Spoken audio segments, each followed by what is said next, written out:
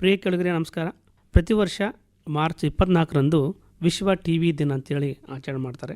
ಈ T B ದಿನಾಚರಣೆಯನ್ನು ಯಾಕೆ ಆಚರಣೆ ಮಾಡ್ತಾರೆ, ಟಿ ಬಿ ಅಂದರೆ ಏನು, ಅದರ ಲಕ್ಷಣಗಳು ಹೇಗಿರ್ತವೆ, ಜೊತೆಗೆ ಟಿ ಬಿ ಹೇಗೆ ಹರಡುತ್ತದೆ ಅನ್ನೋದನ್ನು ಕುರಿತು ಇವತ್ತು ನಮ್ಮ ಆಕಾಶವಾಣಿಯಲ್ಲಿ ಅದ್ರ ಬಗ್ಗೆ ಎಲ್ಲ ಮಾಹಿತಿಯನ್ನು ಕೊಡಲಿಕ್ಕೆ ರಾಯಚೂರಿನ ನವೋದಯ ವೈದ್ಯಕೀಯ ಮಹಾವಿದ್ಯಾಲಯದ ಸಮುದಾಯ ವೈದ್ಯಕೀಯ ವಿಭಾಗದ ಸಹಾಯಕ ಪ್ರಾಧ್ಯಾಪಕರು ಆಗಿರತಕ್ಕಂಥ ಡಾಕ್ಟರ್ ಪ್ರತಿಭಾ ಮತ್ತು ಡಾಕ್ಟರ್ ರೂಪಕಲಾ ಅವರು ಇಬ್ಬರು ವೈದ್ಯರು ನಮ್ಮ ಆಕಾಶವಾಣಿಗೆ ಬಂದಿದ್ದಾರೆ. ಅವರು ಇವತ್ತು ಈ ಟಿ ಬಿ ಕಾಯಿಲೆ ಬಗ್ಗೆ, ಜೊತೆಗೆ ಜನರಲ್ಲಿರ್ತಕ್ಕಂಥ ಈ ಅಪನಂಬಿಕೆ ಬಗ್ಗೆ, ಟಿ ಬಿ ಬಗ್ಗೆ ಇರತಕ್ಕಂಥ ಅಪನಂಬಿಕೆ ಬಗ್ಗೆ ನಮ್ಮ ಕೇಳುಗರಿಗೆ ಮಾಹಿತಿಯನ್ನು ಕೊಡ್ತಾರೆ.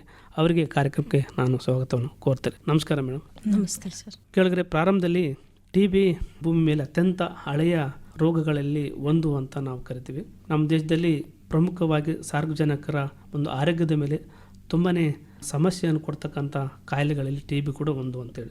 ಭಾರತದಲ್ಲಿ ಟಿ ಬಿ ಕೂಡ ತುಂಬಾ ಜಾಸ್ತಿ ಇದೆ. ಇದಕ್ಕೆಲ್ಲ ಸಾಕಷ್ಟು ಕಾರಣಗಳಿದ್ದಾವೆ ಅನ್ನೋವಂಥ ವಿಷಯಕ್ಕೆ ಬಂದಾಗ ವೈದ್ಯರು ಮಾಹಿತಿಯನ್ನು ಕೊಡ್ತಾರೆ. ಈಗ ಪ್ರಾರಂಭದಲ್ಲಿ ಡಾಕ್ಟರ್ ಪ್ರತಿಭಾ ಅವರು ತಮ್ಮ ವಿಚಾರಗಳು ಹಂಚ್ಕೋಬೇಕಂತ ಕೇಳ್ಕೊಡ್ತೀನಿ. ಹೇಳಿ ಮೇಡಮ್, ಈಗ ಟಿ ಬಿ ಅಂದರೆ ಏನು, ಜನರ ಒಂದು ದೃಷ್ಟಿಯಲ್ಲಿ ಸರಳವಾದ ಒಂದು ಭಾಷೆಯಲ್ಲಿ ನೀವು ಟಿ ಬಿ ಬಗ್ಗೆ ನಮ್ಮ ಕೇಳುಗರಿಗೆ ತಿಳಿಸಿ. ಎಲ್ಲರಿಗೂ ನಮಸ್ಕಾರ. ಇವಾಗ ಟಿ ಬಿ ಅಂದರೆ ನಾವು ಇವಾಗ ಭಾರತದಲ್ಲಿ ಯಾಕಿನ್ನೂ ಇದೆ, ಇದೊಂದು ಅತ್ಯಂತ ಹಳೆಯ ರೋಗ, ಮಾನವನಿಗೆ ಗೊತ್ತಿರುವಂಥ ಅತ್ಯಂತ ಹಳೆಯ ರೋಗ. ಬಟ್ ಆದರೂ ಕೂಡ ತಕ್ಕಮಟ್ಟಿಗೆ ನಾವು ಕಂಟ್ರೋಲಲ್ಲಿ ಮಾಡ್ತಿದ್ದೀವಿ, ಬಟ್ ಅದು ಸ್ಯಾಟಿಸ್ಫ್ಯಾಕ್ಟರಿ ಇಲ್ಲ. ಅದಕ್ಕೆ ಬಹಳ ಕಾರಣಗಳಿದಾವೆ. ಮೊದಲನೇದಾಗಿ ಭಾರತ ಒಂದು ಅತಿ ಹೆಚ್ಚು ಜನಸಂಖ್ಯೆ ಉಳ್ಳ ದೇಶ, ಟಾಪ್ ಅಲ್ಲಿ ಇದೆ. ಸೊ ಇದೇ ಒಂದು ಕಾರಣ ಆಗ್ಬೋದು. ಎರಡನೇ ಬಂದು ಓವರ್ ಕ್ರೌಡಿಂಗ್, ಅಂದ್ರೆ ನಾವೇನ್ ಹೇಳ್ತೀವಿ ಗುಂಪಲ್ಲಿ ಇರೋದು. ಇವಾಗ ಒಂದು ರೂಮಲ್ಲಿ 5 ಜನ ಇರೋ ಬದಲು 10 ಜನ ಇರೋದು. ಇವಾಗ ಏನಾಗ್ಬಿಡುತ್ತೆ, 5 ಜನ ಇರೋದ್ರಲ್ಲಿ 10 ಜನ ಇದ್ರೆ ಇದು ಟಿ ಬಿ ಬಂದ್ಬಿಟ್ಟು ಗಾಳಿಯಿಂದ ಹರಡುವಂತ ರೋಗ. ಸೊ ಜಾಸ್ತಿ ಜನಸಂದಣಿ ಇದ್ರೆ ಜಾಸ್ತಿ ಹರಡುವ ಚಾನ್ಸಸ್ ಜಾಸ್ತಿ ಇರುತ್ತೆ. ಸೊ ಇದೊಂದು ಕಾರಣ ಆಗ್ಬೋದು. ಮತ್ತೊಂದೇನು ಅಂದ್ರೆ ಬಡತನ, ಲೋವರ್ ಸೋಶಿಯೋ ಎಕನಾಮಿಕ್ ಸ್ಟೇಟಸ್ ಅಂತ ಕರಿತೀವಿ. ಪೌಷ್ಟಿಕಾಂಶತೆ ಕೊರತೆ. ಪೌಷ್ಟಿಕಾಂಶತೆ ಕೊರತೆಯಿಂದ ಏನಾಗುತ್ತೆ, ರೋಗ ನಿರೋಧಕ ಶಕ್ತಿ ಕಡಿಮೆ ಆಗುತ್ತೆ. ಸೊ ಇವಾಗ ಟಿ ಬಿ ಒಂದು ಇನ್ಫೆಕ್ಷಿಯಸ್ ಡಿಸೀಸ್. ಎಲ್ಲಿ ನಮ್ದು ಇಮ್ಯುನಿಟಿ ಕಡಿಮೆ ಆಗುತ್ತೋ ಅಲ್ಲಿ ಜಾಸ್ತಿ ಆಗೋ ಚಾನ್ಸಸ್ ಜಾಸ್ತಿ ಇರುತ್ತೆ ಟಿ ಬಿ ಆಗೋ ಲಕ್ಷಣಗಳು. ಇನ್ನೊಂದೇನು ಅಂತಂದ್ರೆ ಟ್ರೀಟ್ಮೆಂಟ್ ಕರೆಕ್ಟ್ ಆಗಿ ತಗೊಳ್ಳಾರ್ದು. ಇದು ಟಿ ಬಿ ಒಂದ್ ದಿನಕ್ಕೆ ಟ್ಯಾಬ್ಲೆಟ್ ತಗೊಂಡು ಕಡಿಮೆ ಆಗುವಂತ ರೋಗ ಅಲ್ಲ. ಇದು 6 ತಿಂಗಳವರೆಗೂ ತಗೋಬೇಕು. ಅವರು ಸರ್ಕಾರದವ್ರು ಏನು ಕೊಡ್ತಾರೆ ಫ್ರೀ ಆಗಿ ಟ್ಯಾಬ್ಲೆಟ್ಸ್, ನಾವು 6 ತಿಂಗಳವರೆಗೂ ಕಂಟಿನ್ಯೂಸ್ ಆಗಿ ತಗೋಬೇಕು, ಒಂದಿನಾನು ಮಿಸ್ ಮಾಡಬಾರ್ದು. ಬಟ್ ಇವಾಗ ನಮ್ದು ಜನದಲ್ಲಿ ಏನು ಒಂದು ಐಡಿಯಾ ಅಂದ್ರೆ 1-2 ದಿನ ತಗೋತಾರೆ, ಅಥವಾ ಮ್ಯಾಕ್ಸಿಮಮ್ 10 ದಿನ ತಗೋತಾರೆ. ಅದಾದ್ಮೇಲೆ ರೋಗ ಲಕ್ಷಣಗಳೆಲ್ಲ ಕಡಿಮೆ ಆಗುತ್ತಾ ಹೋಗುತ್ತೆ. ಅದಕ್ಕೇನು ಅನ್ಕೊಂಡ್ಬಿಡ್ತಾರೆ, ನನ್ಗೆ ಏನು ರೋಗ ಇಲ್ಲ, ನಾನು ಯಾಕೆ ತಗೋಬೇಕು ಇವಾಗ ಅಂತ. ಅದರಿಂದ ಏನಾಗುತ್ತೆ, ಇವಾಗ ನಾನು ಸಿಂಪಲ್ ಆಗಿ ಹೇಳ್ಬೇಕು ಅಂತಂದ್ರೆ, ಯಾವ್ದಾದ್ರು ಒಂದು ಕಿಂಗ್ಡಮ್ನ ನಾವು ಸ್ಟ್ರಾಂಗ್ ಮಾಡ್ಕೋತಾ ಹೋಗ್ಬೇಕು. ಎಲ್ಲಿ ವಾಲ್ಸ್ ವೀಕ್ ಇರುತ್ತೋ ಅಲ್ಲಿ ನಾವು ಜಾಸ್ತಿ ಬಿಲ್ಡ್ ಮಾಡಬೇಕು. ಟಿ ಬಿನೂ ಅದೇ ತರ. ನಮ್ದು ಇವಾಗ ಟಿ ಬಿ ಬ್ಯಾಕ್ಟೀರಿಯಾದಿಂದ ಹರಡುವಂತ ಕಾಯಿಲೆ. ಅದು ಮೇನ್ಲಿ ನಮ್ಗೆ ಲಂಗ್ಸ್ ಅಲ್ಲಿ ಎಫೆಕ್ಟ್ ಮಾಡುತ್ತೆ. ಸೊ ಅವಾಗ ಏನಾಗುತ್ತೆ, ಇವಾಗ ಬ್ಯಾಕ್ಟೀರಿಯಾ ರೆಸಿಸ್ಟ್ ಆಗ್ಬಿಡುತ್ತೆ. ನಾವು ಯಾವಾಗ ಡ್ರಾಪ್ ಮಾಡ್ತೀವಿ ಟ್ರೀಟ್ಮೆಂಟ್ನ, ರೆಸಿಸ್ಟ್ ಆಗ್ಬಿಡುತ್ತೆ. ಅಂದರೆ ಇವಾಗ ನೀವು 6 ತಿಂಗಳಲ್ಲಿ ಕಂಪ್ಲೀಟ್ ಆಗೋ ಕೋರ್ಸು 9 ತಿಂಗಳಾದರೂ ಕಂಪ್ಲೀಟ್ ಆಗಲ್ಲ, ಕಡಿಮೆ ಆಗಂಗಿಲ್ಲ. ಸೊ ನಾವು ಕಿಂಗ್ಡಮ್ನ ವಾಲ್ಸ್ನ ಕರೆಕ್ಟಾಗಿ ಬದ್ಧವಾಗಿ ಇಟ್ಕೋಬೇಕು. ಸೊ ಪೌಷ್ಟಿಕಾಂಶತೆ ಕರೆಕ್ಟಾಗಿ ತಗೋಬೇಕು, ನಮ್ದು ಲಿವಿಂಗ್ ಕಂಡೀಷನ್ಸ್ ಕರೆಕ್ಟಾಗಿ ಇಟ್ಕೋಬೇಕು. ಸೊ ಇದೆಲ್ಲ ಟಿ ಬಿ ಒಂದೇ ಕಾರಣ ಸಲುವಾಗಿ ಬರುವಂತದ್ದು ಕಾಯಿಲೆ ಅಲ್ಲ. ಇದೊಂದು 2-3 ಕಾರಣಗಳು ಜೊತೆಯಾಗಿ ಬರುವಂತ ಕಾಯಿಲೆಗಳು. ನೆಕ್ಸ್ಟ್ ಬಂದ್ಬಿಟ್ಟು ಇದು ಟಿ ಬಿ ಅಂದ್ರೆ ಏನು? ಟಿ ಬಿ ಅಂದ್ರೆ ಏನು ಸಿಂಪಲ್ ಟರ್ಮ್ಸ್ ಅಲ್ಲಿ ಬ್ಯಾಕ್ಟೀರಿಯಾ ಡಿಸೀಸ್. ನಮ್ಗೆ ಬ್ಯಾಕ್ಟೀರಿಯಾ ಗೊತ್ತು, ವೈರಸ್. ಸೊ ಇದು ಟಿ ಬಿ ಬಂದ್ಬಿಟ್ಟು ಒಂದು ಬ್ಯಾಕ್ಟೀರಿಯಾ ಡಿಸೀಸ್. ಮೇನ್ಲಿ ಇದನ್ನ ಏನು ಯಾವ ಅಂಗಾಂಗನ ಎಫೆಕ್ಟ್ ಮಾಡುತ್ತೆ ಅಂತಂದ್ರೆ ಶ್ವಾಸಕೋಶ. ಸೊ ಶ್ವಾಸಕೋಶದಲ್ಲಿರುವಂತಹ ಅಂಗಾಂಗವನ್ನು ಎಫೆಕ್ಟ್ ಮಾಡೋದ್ರಿಂದ ಇದಕ್ಕೆ ಪಲ್ಮನರಿ ಟಿ ಬಿ ಅಂತ ಕರಿತೀವಿ. ಬಟ್ ಇದು ಬರೀ ಇದೊಂದೇ ಅಂಗಾಂಗನ ಎಫೆಕ್ಟ್ ಮಾಡಲ್ಲ, ಬೇರೆ ಅಂಗಾಂಗಗಳಿಗೂ ಎಫೆಕ್ಟ್ ಮಾಡುತ್ತೆ. ಮೇನ್ ಶ್ವಾಸಕೋಶ. ನಾವು ಬೇರೆ ಅಂಗಾಂಗಗಳಿಗೆ ಎಫೆಕ್ಟ್ ಮಾಡಿದ್ರೆ ಅದನ್ನ ನಾವು ಎಕ್ಸ್ಟ್ರಾ ಪಲ್ಮನರಿ ಟಿ ಬಿ ಅಂತ ಕರಿತೀವಿ.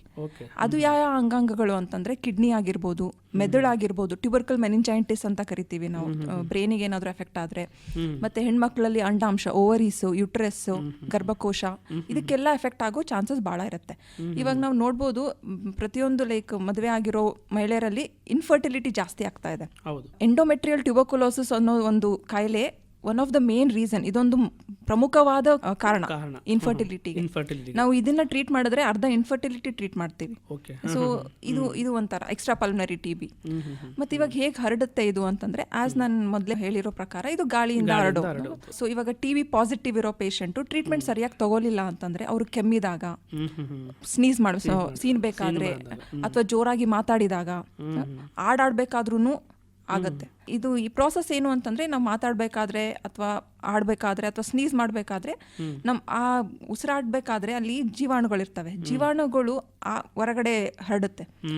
ಹೆಲ್ದಿ ಪೀಪಲ್ಲು ಅದೇನಾದ್ರೂ ಉಸಿರಾಟ ಮಾಡಿದ್ರೆ ಆ ಜೀವಾಣುಗಳು ಆ ಹೆಲ್ದಿ ಪೇಷಂಟ್ ಲಂಗ್ಸಿಗೆ ಹೋಗಿ ಎಫೆಕ್ಟ್ ಮಾಡುತ್ತೆ. ಸೊ ಅವ್ರಿಗೂ ಎಫೆಕ್ಟ್ ಮಾಡೋ ಚಾನ್ಸಸ್ ಇರುತ್ತೆ. ಇದೊಂದು ಕಂಟೇಜಿಯಸ್ ಡಿಸೀಸ್, ಅಂದ್ರೆ ಒಬ್ಬರಿಂದ ಹರಡೋ ಅಂತ ಡಿಸೀಸ್. ಇವಾಗ ಒಬ್ರು TB positive patient treatment correct ಆಗಿ ತಗೋಲಿಲ್ಲ ಅಂದ್ರೆ ಆ ಪೇಷಂಟ್ 10 ನಾರ್ಮಲ್ ಇಂಡಿವಿಜುವಲ್ಸ್ಗೆ ಸ್ಪ್ರೆಡ್ ಮಾಡೋ ಚಾನ್ಸಸ್ ಇರುತ್ತೆ. ಆ 10 ಪೇಷಂಟ್ 100 ಜನಕ್ಕೆ ಸ್ಪ್ರೆಡ್ ಮಾಡೋ ಚಾನ್ಸಸ್ ಇರುತ್ತೆ.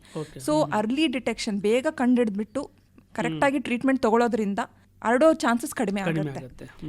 ಇದು ನನ್ನ ಅನಿಸಿಕೆ. ಮೇಡಮ್, ಲಕ್ಷಣಗಳ ಬಗ್ಗೆ ಸ್ವಲ್ಪ ಹೇಳಿ. ಯಾಕಂದ್ರೆ TB ಅಂದ ತಕ್ಷಣ ಕೆಲವರಿಗೆ ಲಕ್ಷಣಗಳು ಗೊತ್ತಾಗಲ್ಲ, ಕೆಲವರು ಲಕ್ಷಣಗಳು ಗೊತ್ತಿರ್ತವೆ. ಅದ್ರ ಬಗ್ಗೆ ಸ್ವಲ್ಪ. ಇದು TBದು ಒಂದು, ಆಸ್ ನಾನು ಹೇಳ್ದಂಗೆ, ಇದು ರೆಸ್ಪಿರೇಟರಿ ಶ್ವಾಸಕೋಶನ ಮೇನ್ ಎಫೆಕ್ಟ್ ಮಾಡುತ್ತೆ. ಸೊ ಮೊದಲನೇದಾಗಿ ಕೆಮ್ಮು, 2 ವಾರವರೆಗೂ ಕೆಮ್ಮು ಇರುತ್ತೆ. ಕಂಟಿನ್ಯೂಸ್ ಆಗಿ 2 ವಾರ ಕೆಮ್ಮು ಇರುತ್ತೆ. ಜ್ವರ, ಪ್ಯಾರಾಸಿಟಮಾಲು ಯಾವುದಾದ್ರೂ ಟ್ಯಾಬ್ಲೆಟ್ಸ್ ತೊಗೊಂಡ್ರು ಕಮ್ಮಿ ಆಗದೆ ಇರೋಂಥ ಜ್ವರ ಇರುತ್ತೆ. ಮತ್ತು ರಾತ್ರಿ ಹೊತ್ತು ಬಹಳ ಬೆವರು ಬರೋದು, ಚಳಿಗಾಲದಲ್ಲೂ ರಾತ್ರಿ ಹೊತ್ತು ಬಹಳ ಬೆವರು ಬರೋದು, ಮತ್ತು ತೂಕ ಕಡಿಮೆ ಆಗೋದು. ಅಂದರೆ ದೊಡ್ಡವರಲ್ಲಿ ಇವಾಗ 3 ತಿಂಗಳು ನಾವೇನಾದರೂ ಟೈಮ್ ಡ್ಯೂರೇಷನ್ ತೊಗೊಂಡ್ರೆ 10% ಆಫ್ ದ ವೇಟ್ ಕಮ್ಮಿ ಆಗುತ್ತೆ ದೊಡ್ಡವರಲ್ಲಿ. ಮಕ್ಕಳಲ್ಲಿ 5% 6% ಕಮ್ಮಿ ಆಗುತ್ತೆ. ಇನ್ನೊಂದು ಹಸಿವು ಕಡಿಮೆ ಆಗ್ಬಿಡುತ್ತೆ. ಇದೊಂದು ರೋಗ ನಿರೋಧಕನ ಹಿಡ್ಕೊಂಡು ಎಫೆಕ್ಟ್ ಮಾಡುತ್ತಾ ಇರೋದ್ರಿಂದ ನಮಗೆ ಹಸುವೆ ಆಗಂಗಿಲ್ಲ. ಹಸು ಆಗದೆ ಇದ್ರೆ ಆಟೋಮೆಟಿಕ್ಲಿ ತೂಕನೂ ಕಡಿಮೆ ಆಗ್ತಾ ಹೋಗುತ್ತೆ. ಮತ್ತು ಇನ್ನೊಂದು ಸಿವಿಯರ್ ಕೇಸಸ್ಸಲ್ಲಿ ನಾವು ಕೆಮ್ಮಿದಾಗ ರಕ್ತ ಬರೋ ಚಾನ್ಸಸ್ಸು ಇದೆ. ಇದಕ್ಕೆ ಇಮೋಪ್ಟೈಸಿಸ್ ಅಂತ ಇಂಗ್ಲಿಷ್ ವರ್ಡಲ್ಲಿ ಇಮೋಪ್ಟೈಸಿಸ್ ಅಂತ ಕರಿತೀವಿ. ಅಂದರೆ ಕಫ್ ವಿತ್ ಬ್ಲಡ್. ಸೊ ಕೆಮ್ಮಿದಾಗ ರಕ್ತ ಬರೋ ಚಾನ್ಸಸ್ ಕೂಡ ಇದೆ. ಇದೊಂದು ಮೇನ್ ಪೆಕ್ಯುಲಿಯರ್ ಸಿಂಪ್ಟಮ್ಸ್ ಬಂದ್ಬಿಟ್ಟು 2 ವಾರದಿಂದ ಕಂಟಿನ್ಯೂಸ್ ಆಗಿ ಜ್ವರ ಇರುತ್ತೆ, ಕೆಮ್ಮಿರುತ್ತೆ, ಜ್ವರ ಇರುತ್ತೆ, ಮತ್ತೆ ತೂಕ ಕಡಿಮೆ ಆಗೋದು. ಇದು ಮೇನ್ ಲಕ್ಷಣಗಳು. ಇವಾಗ ನಾವು ಸ್ಕ್ರೀನು ಮಾಡ್ತೀವಿ. ಈ 3 ಲಕ್ಷಣಗಳು ಇಟ್ಕೊಂಡು ಅವ್ರಿಗೆ TB ಇದೆಯಾ ಇಲ್ಲ ಅಂತಾನೆ ನಾವು ಸ್ಕ್ರೀನ್ ಮಾಡ್ತೀವಿ ಜನ ಮನೆಗೆ ಹೋಗಿ. ಓಕೆ ಮೇಡಮ್, ಈಗ ಮತ್ತೊಬ್ಬರು ಡಾಕ್ಟರ್ ರೂಪಕಲಾ ಅವರು ಮಾತಾಡ್ತಾರೆ. ಮೇಡಮ್, ಈಗ TB ಬಗ್ಗೆ ಇರುವಂಥ ಒಂದು ಭಯ ಮತ್ತು ಕಳಂಕ ಬಗ್ಗೆ ನಿಮ್ಮ ಅಭಿಪ್ರಾಯ ಏನು? ಯಾಕಂದರೆ ತುಂಬ ಜನಗಳಿಗೆ TB ಅಂದ ತಕ್ಷಣವೇ ಅದು ಬೇರೆ ಬೇರೆ ರೀತಿಯ ಆಲೋಚನೆಗಳು ಮಾಡ್ತಾರೆ. ಅದು ಹಂಗೆ ಬಂತು, ಹಿಂಗೆ ಬಂತು, ಮತ್ತೊಬ್ಬರಿಂದ ಹರಡ್ತದೆ ಅಂತ ಗೊತ್ತಿರ್ತದೆ. ಆದರೆ ಬೇರೆ ಬೇರೆ ಕಾರಣಕ್ಕೆ ಬಂದಿರ್ತಂಥ ಅದೊಂದು ಕಳಂಕ ಅಂತ ಒಂದು ಆಲೋಚನೆಗಳು ಇರ್ತಾವೆ ಸಾಮಾನ್ಯ ಜನರಲ್ಲಿ. ಅದ್ರ ಬಗ್ಗೆ ನಿಮ್ಮ ಅಭಿಪ್ರಾಯ ಏನು? ಸರ್, ಮುಖ್ಯವಾಗಿ TB ನಾವೇನಂತೀವಿ, ಒಂದ್ಸತಿ ಬಂದ್ಬಿಟ್ರೆ ಈ ಮನುಷ್ಯ ಸತ್ತೇ ಹೋಗ್ಬಿಡ್ತಾನೆ. ಆಯ್ತು, ಇದಕ್ಕೆ ಟ್ರೀಟ್ಮೆಂಟ್ ಎಷ್ಟೇ ತಗೊಂಡ್ರು ಬದುಕಲ್ಲ. ಇನ್ನೊಂದೇನಂದ್ರೆ, ಒಬ್ಬರಿಂದ ಒಬ್ರು ಅವ್ರನ್ನ ಮುಟ್ಟಿದ್ರೆ TB ಬರುತ್ತೆ, ಅಥವಾ ಅವ್ರ ಊಟ ಶೇರ್ ಮಾಡಿದ್ರೆ, ಒಬ್ಬರಿಂದ ಒಬ್ರು ಊಟ ಶೇರ್ ಮಾಡಿದ್ರೆ TB ಬರುತ್ತೆ.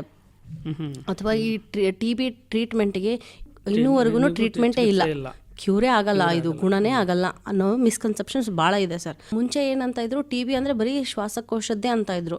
ಅವಾಗಲೇ ಮೇಡಮ್ ಹೇಳ್ದಂಗೆ TB ಬರೀ ಶ್ವಾಸಕೋಶದ ಅಲ್ಲದೆ ಬೇರೆನೂ ಇದೆ ಅಂತ ಅನ್ಕೋತಾ ಇದ್ರು. ಆಮೇಲೆ ಸರ್, ಇದಕ್ಕೆ ನಾವು ಸಕ್ಕರೆ ಕಾಯಿಲೆ ಅಥವಾ ನಾವು BP ಕಾಯಿಲೆ ಇದ್ರೆ ನಾವು ಎಷ್ಟು ಲೈಫ್ ಲಾಂಗ್ ಟ್ರೀಟ್ಮೆಂಟ್ ತಗೋತೀವಲ್ಲ, ಸೊ ಇದು ಅಷ್ಟೇ ಸರ್. ನಾವೇ ಆಂಟಿಬಯೋಟಿಕ್ 7 ದಿನ ತಗೊಂಡ್ರೆ ನಮಗೆ ಆಗಲ್ಲ ಸರ್. ಗುಣಲಕ್ಷಣಗಳು ಕಮ್ಮಿ ಆದ ತಕ್ಷಣನೇ ಬಿಟ್ಬಿಡ್ತೀವಿ.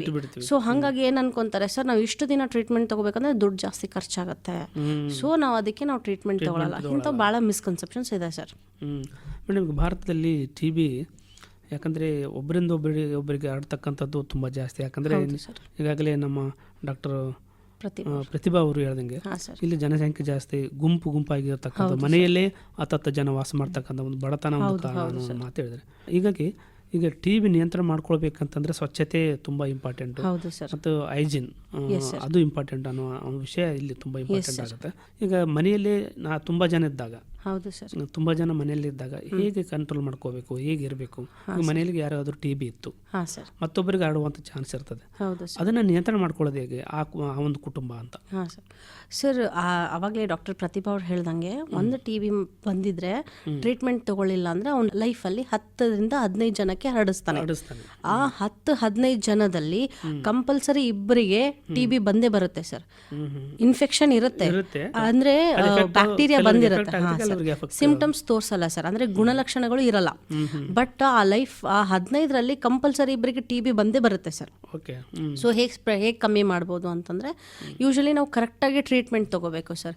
ಇವಾಗ ಡಾಕ್ಟರ್ 6 ತಿಂಗಳ ತಗೋಬೇಕಂದ್ರೆ ಕಂಪಲ್ಸರಿ 6 ತಿಂಗಳ ತಗೊಳ್ಳೇಬೇಕು. 9-12 ತಿಂಗಳ ಡಿಪೆಂಡಿಂಗ್ ಆನ್ ಯಾವ ಆರ್ಗನ್, ಅಂದರೆ ಯಾವ ಭಾಗ ಎಫೆಕ್ಟ್ ಆಗಿದೆಯೋ ಅದ್ರ ಪ್ರಕಾರ ಟ್ರೀಟ್ಮೆಂಟ್ ಇರುತ್ತೆ. ಅದ್ರ ಪ್ರಕಾರನೇ ಕಂಪಲ್ಸರಿ ಟ್ರೀಟ್ಮೆಂಟ್ ತಗೋಬೇಕು. ಇನ್ನೊಂದು ನಾವು ಕಫ್ ಎಟಿಕೆಟ್ ಅಂತ ಹೇಳ್ತೀವಿ ಸರ್. ಕಫ್ ಎಟಿಕೆಟ್ ಅಂದರೆ ನಾವು ಕೆಮ್ಮು ಬಂದಾಗ ಕಫವನ್ನು ನಾವು ಹೇಗೆ ಎಸಿಬೇಕು ಅನ್ನೋದು ನಾವು ಹೇಳ್ತೀವಿ ಸರ್. ಅದಕ್ಕೆ ಕಫ್ ಎಟಿಕೆಟ್ ಅಂತೀವಿ.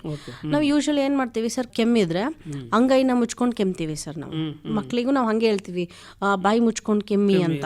ಸ್ಪೆಷಲಿ TB ಬಂದವರಿಗೆ ನಾವು ಅಂಗೈನ ಬಳಸಬಾರ್ದು ಅಂತ ಹೇಳ್ತೀವಿ ಸರ್. ಯಾಕೆಂದ್ರೆ ನಾವು ಎಷ್ಟೋ ಸಾಮಾನು ಮುಟ್ತೀವಿ ಸರ್, ಅಥವಾ ಬೇರೆ ಕೈ ಕುಲುಕ್ತೀವಿ, ಶೇಕ್ ಹ್ಯಾಂಡ್ ಮಾಡ್ತೀವಿ ಸರ್, ಏನಾದರೂ ಸಾಮಾನುಗಳನ್ನ ಮುಟ್ತೀವಿ, ಅಥವಾ ಬೇರೆಯವ್ರ ಮನೆಗೆ ಹೋದಾಗ ಕೂಡ ಅವರ ವಸ್ತುಗಳನ್ನ ನಾವು ಬಳಸ್ತೀವಿ. ಸೊ ಹಾಗಾಗಿ ಏನು ಮಾಡ್ತೀವಿ, ನಾವು ವಸ್ತುಗಳನ್ನ ಶೇರ್ ಮಾಡೋದ್ರಿಂದ ನಾವು ಅಂಗೈಯಿಂದ ಕೆಮ್ಮಬಾರ್ದು. ಸೊ ಏನು ಮಾಡಬೇಕು, ಕೆಮ್ಮಂತಂದ್ರೆ ನಮ್ಮ ಎಡಗೈಯಿಂದ ಮುಚ್ಕೋಬೇಕು ಸರ್, ಬಾಯನ್ನ ಮುಚ್ಕೋಬೇಕು. ಸೊ ಅವಾಗ ಸ್ಪ್ರೆಡ್ ಆಗೋ ಸಾಧ್ಯತೆ ಕಡಿಮೆ ಇರುತ್ತೆ ಸರ್. ಹಾಂ, ಬಳಸ್ಬೋದು ಸರ್, ಕರ್ಚೀಫ್ ಬಳಸಬೇಕು. ಬಟ್ ಅದೇ ಸರ್, ಯಾರಿಗೂ ಶೇರ್ ಮಾಡಬಾರ್ದು ಸರ್. ಇನ್ನೊಂದು ಏನಂತಂತಂದ್ರೆ ಪೌಷ್ಟಿಕಾಂಶ ಬಹಳ ಇಂಪಾರ್ಟೆಂಟ್ ಸರ್. ಯಾಕೆಂದ್ರೆ ನಮ್ಮ ರೋಗ ನಿರೋಧಕ ಶಕ್ತಿ ಚೆನ್ನಾಗಿತ್ತು ಅಂತಂತಂದ್ರೆ ನಾವು TBನ ಬೇಗ ಗುಣಪಡಿಸ್ಬೋದು ಸರ್. ಇದು ಎಷ್ಟು ಇಂಪಾರ್ಟೆಂಟ್ ಅಂದ್ರೆ ಇವ್ನು ಗೌರ್ಮೆಂಟ್ ಕೂಡ ಈ ರೋಗ ನಿರೋಧಕ ಶಕ್ತಿನ ಇಂಪ್ರೂವ್ ಮಾಡೋಕ್ಕೆ ತುಂಬಾ ಸ್ಟೆಪ್ಸ್ನ ತಗೊಂಡಿದೆ ಸರ್. ಸೊ ಈ ಪೌಷ್ಟಿಕಾಂಶ ಅಂದ್ರೆ ನಾವೇನು ಹೇಳ್ತೀವಿ ಸರ್, ನಾರ್ಮಲ್ ಆಗಿ ಹಸಿರು ತರಕಾರಿ ಜಾಸ್ತಿ ತಿನ್ನಬೇಕು, ಕಾಳುಗಳನ್ನು ತಿನ್ನಬೇಕು, ಆಮೇಲೆ ಡ್ರೈ ಫ್ರೂಟ್ಸ್ನ ತಿನ್ನಬೇಕು ಅಂತ ಹೇಳ್ತೀವಿ ಸರ್. ಇನ್ನು ಹೇಗೆ ತಡೆಗಟ್ಟಬಹುದು ಅಂತಂತಂದ್ರೆ, ಯೂಶಲಿ ನಮ್ಮ ಮನೆಗಳಲ್ಲಿ ಸರ್, ನಾವು ಯೂಶಲಿ ಮನೆಯಲ್ಲಿ ಹೆಂಗಿರ್ತೀವಿ ಅಂತಂದ್ರೆ, ಎಲ್ಲ ಕಿಟಕಿ ಬಾಗ್ಲು, ಇವಾಗೆಲ್ಲ AC ಇರೋದ್ರಿಂದ ಏನ್ ಮಾಡ್ತೀವಿ ನಾವು, ಎಲ್ಲ ಕಿಟಕಿಗಳು ಬಾಗ್ಲಿಗಳು ಮುಚ್ಚಿಬಿಡ್ತೀವಿ. ಹಂಗಿರಬಾರ್ದು ಸರ್. ಎಲ್ಲ ಕಿಟಕಿ ಬಾಗಿಲುಗಳನ್ನು ಓಪನ್ ಇಟ್ಟಿರಬೇಕು ಸರ್. ಯಾಕೆಂದರೆ ಏರ್ ಎಕ್ಸ್ಚೇಂಜ್ ಆಯಿತು ಅಂತಂತಂದರೆ ಸ್ಪ್ರೆಡ್ ಆಗೋ ಸಾಧ್ಯತೆ ಕಡಿಮೆ ಇರುತ್ತೆ ಸರ್. ಈಗ ನಾನು ಕೆಲವೊಂದು ಫ್ಯಾಮ್ಲಿನಲ್ಲಿ ಓವರ್ ಕ್ರೌಡಿಂಗ್ ಅಂತ ಅವ್ರು ಏನು ಹೇಳಿದರು, ಗುಂಪು ಜಾಸ್ತಿ ಜನ ಇರೋ ಮನೆಗಳಲ್ಲಿ ನೀವು ದೂರ ದೂರ ಇರಿ ಅಂತ ನಾನು ಹೇಳೋಕ್ಕಾಗಲ್ಲ ಸರ್. ಸೊ ನಾನು ಏನು ಮಾಡಬೇಕು ಅವಾಗ ಅಂತಂತಂದರೆ, ಅಟ್ಲೀಸ್ಟ್ ನಿಮ್ಮ ಮನೆಗಳಲ್ಲಿ ಕಿಟಕಿಗಳನ್ನು ಬಾಗಿಲುಗಳನ್ನು ಓಪನ್ ಇಡಿ.